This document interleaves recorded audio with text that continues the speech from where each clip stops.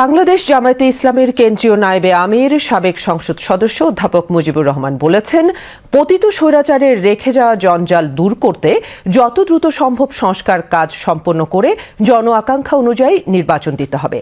আজ রাজধানীর diploma engineers ইনস্টিটিউটে জামায়াতে ইসলামী ঢাকা মহানগর দক্ষিণ আয়োজিত ওয়ার্ড সভাপতি ও সেক্রেটারিদের নিয়ে শিক্ষা শিবির সম্মেলনে প্রধান অতিথির বক্তৃতায় তিনি এ কথা বলেন।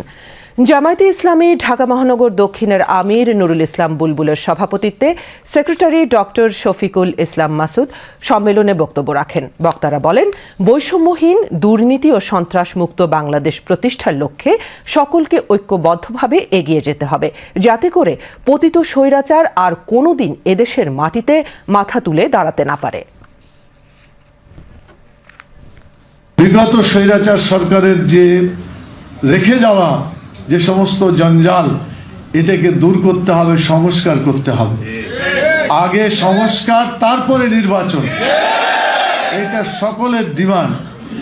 এখন কেউ যদি কোনো লক্ষ্য নিয়ে বলে তাড়াতাড়ি নির্বাচন করেন, এটা আমার মনে হয় তারা নিজেরাও যদি মূল্যায়ন করে তাহলে এটা তাদের সঠিক সিদ্ধান্ত হবে না।